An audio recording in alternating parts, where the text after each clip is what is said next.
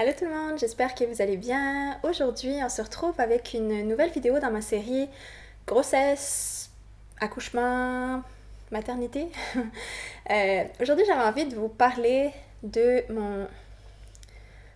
mon expérience de grossesse avec un bambin. Je vous ai fait une vidéo sur mon expérience de grossesse. Je vous mettrai le lien dans la barre d'infos si jamais ça vous intéresse, puis je survole ce sujet-là. Mais cette vidéo-là est vraiment plus axée sur ma grossesse, mon ressenti, comment ça a été pendant la grossesse, puis tout ça. Mais aujourd'hui, j'avais envie de vous parler de vraiment l'aspect d'être enceinte avec un bambin parce que ça transforme notre grossesse. Ça fait en sorte que notre expérience est tellement différente.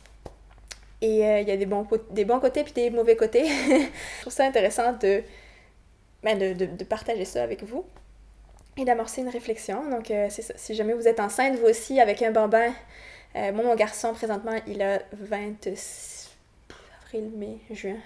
mois. Donc, un tout petit peu plus que 2 ans. Et c'est ça. Fait que je suis tombée enceinte en décembre. Début décembre. Fin novembre, début décembre. Et donc, mon garçon, à l'époque, avait un peu plus de 18 mois. Et là, quand je vais accoucher en août, il va avoir, c'est ça, presque 2 ans et demi au final. On rentrera pas dans les mois parce que c'est trop de calcul mental présentement. Là, présentement, je suis enceinte de 34 semaines au moment où je filme la vidéo. Et je préfilme mes vidéos pour pouvoir avoir une petite pause. Et donc, c'est ça. J'ai trouvé, d'une manière générale, que cette grossesse-là a été plus difficile que ma première. Et c'est probablement fortement lié au fait que j'avais un bambin à m'occuper. On a eu d'autres facteurs qui ont fait en sorte que ça a compliqué les choses aussi, mais je pense que le fait d'avoir un bambin à s'occuper 24 heures sur 24, 7 jours sur 7 sans vraiment avoir de pause, mais c'est sûr que ça fatigue. Ça impacte l'expérience de la grossesse.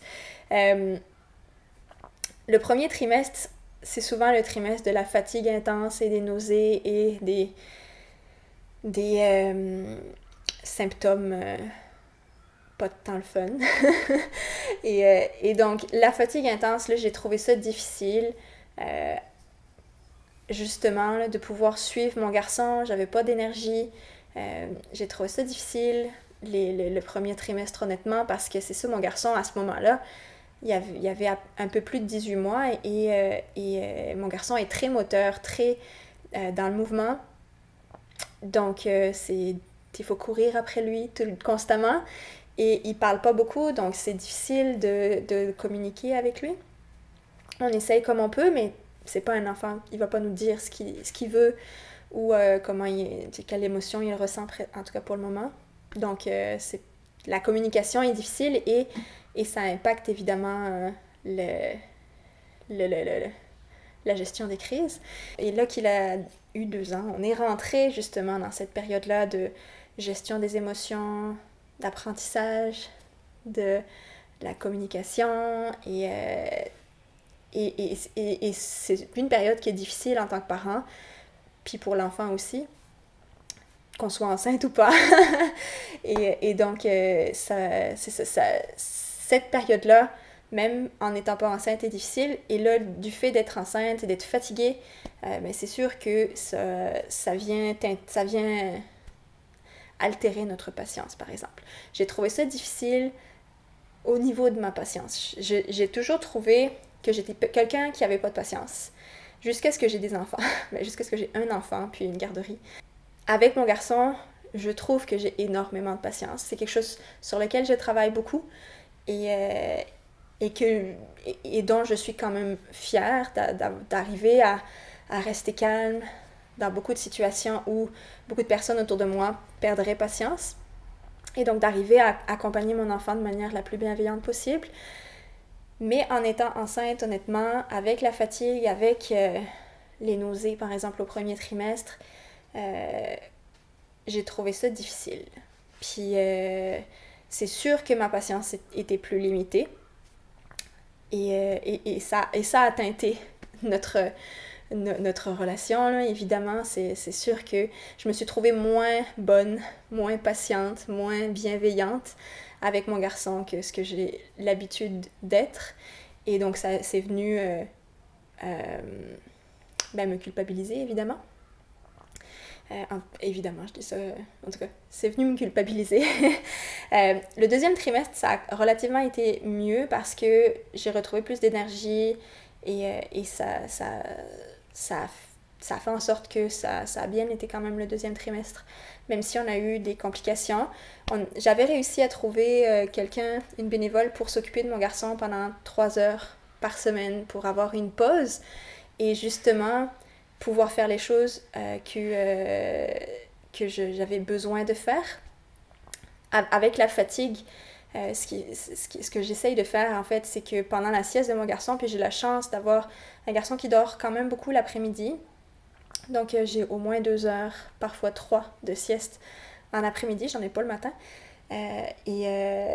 Et pendant ce temps-là de sieste de mon garçon, je travaille pendant 1 heure, que ce soit mes papiers ou quoi, ou sur YouTube. Puis ensuite, je me repose pendant le reste du temps. Sauf que juste cette pause-là, c'est pas suffisant, enceinte. Et donc, j'avais besoin de plus. Fait que là, mon idée, c'était que pendant ces 3 heures-là où mon garçon était gardé, j'aurais pu travailler sur YouTube et mes autres projets. Et pendant les siestes de mon garçon, ben là, je me repose au complet, puis c'est du temps juste pour moi, 3 heures par jour pour moi. Et ben là, la COVID est arrivée et donc c'est tombé à l'eau. Donc, retour à la case départ. Et là, présentement, ben, on est toujours dans ce système-là là, que je me force à travailler un petit peu et à me reposer pendant la sieste, à prendre du temps pour moi, que ce soit pour faire du yoga, écouter des vidéos YouTube, aller dans le sofa ou lire, mais j'essaye, ou faire une sieste, là, de plus en plus, c'est ça. Mais c'est ça, j'essaye de me forcer à faire ça. C'est pour ça aussi que j'ai pré-filmé beaucoup de vidéos pour pouvoir avoir une pause avant l'accouchement, parce que là, je le vois, là, que là, à 34 semaines, j'ai plus tant le goût de filmer, parce que ça demande beaucoup de planification, ça demande beaucoup de préparation, puis ça demande beaucoup de présence de filmer. C'est quelque chose qui est très fatigant, plus qu'éditer et les étapes qui suivent, là, mais le fait de filmer, c'est très fatigant. Fait que là, à 34 semaines, j'essaye de finaliser toutes mes vidéos que je voulais pré-filmer parce que je me rends compte que j'ai du mal. Et donc, c'est ça. Je sais plus où est-ce que je m'en allais. Ça, c'est une autre affaire, là, que mon cerveau il est plus très logique et rationnel en ce moment et ça part un peu dans tous les sens. Le 3e trimestre, la fatigue est revenue. Parce que là, le bébé est plus lourd, le bébé prend plus d'énergie parce qu'il grossit, prend du poids. Et là, les douleurs aussi liées à la symphyse pubienne, puis le bassin, puis le dos, font en sorte qu'on est moins mobile. Et je trouve ça difficile de courir après mon garçon quand moi, je peux pas courir. Puis que lui décide de courir dans le champ, c'est pas évident. Fait que présentement, on reste autour de la maison, puis on essaye de limiter les déplacements parce que si on s'en va dans un parc puis qu'il décide de s'en aller, moi je peux difficilement courir après lui pour aller le chercher, puis des fois ça peut être dangereux. Et je peux moins le porter parce que j'ai plus mal au dos, parce que ça me donne des contractions, parce que j'ai comme ordre de la sage-femme de me reposer le plus possible. Et c'est difficile de se reposer le plus possible quand on a un garçon à s'occuper à temps plein, puis qu'on n'a pas personne autour de nous pour nous aider, puis prendre le relais. Nos familles sont plus ou moins proches. Il y en a une qui est sur un autre continent, mais la famille de mon conjoint, elle reste quand même à 1h30. Fait que je peux pas lui dire de venir s'occuper quelques heures par-ci de mon garçon. Et c'est ça. Fait que c'est pas toujours facile, mais c'est ça. J'ai trouvé des petits trucs pour réussir à me reposer. Ce qui nous a aidé, je pense, c'est d'avoir une routine très slow, très lente, oui, on fait pas grand-chose dans la journée, mais moi, quand j'y repense après, je me dis, j'ai couru dans tous les sens pendant toute la journée, mais objectivement, on n'a pas fait grand-chose pendant la journée. On est sorti tard, on n'a pas été très efficace, mais on a fait quand même beaucoup de choses. Mais de garder cette routine lente, là, ça nous aide. Autant pour mon garçon, avoir une routine simple et lente, c'est tout bénéfique, très bénéfique pour lui. Mais pour moi aussi, ça permet que j'essaye de me reposer puis de faire les choses lentement à mon rythme aussi. Parce que monter les escaliers me prend plus de temps. Puis, porter les choses, je dois moins porter. Fait, c'est ça, il y a beaucoup de choses qui font en sorte que moi, faire les choses, ça me prend plus de temps.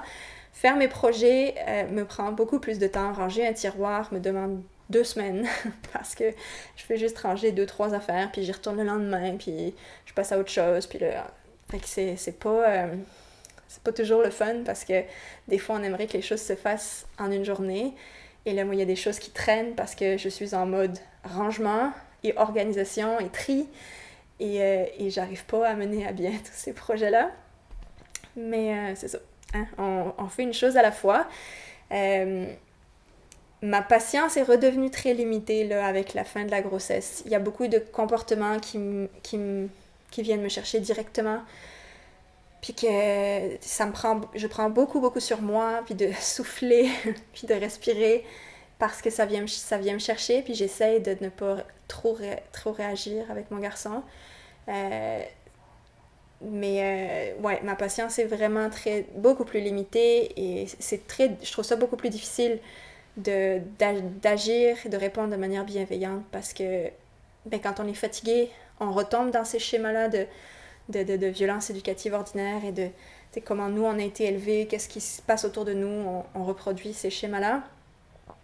Et donc ça me demande beaucoup de travail sur moi. J'anticipe un petit peu quand bébé va être là. Parce qu'évidemment, il va y avoir la fatigue après de l'allaitement, puis du réveil pendant les nuits, puis tout ça. Mais on va voir et on va s'adapter. Si vous avez des conseils, des expériences à partager, des commentaires, des suggestions, des réflexions, quoi que ce soit, n'hésitez pas à le faire dans les commentaires parce que, avoir 2 enfants, ça va être nouveau pour moi.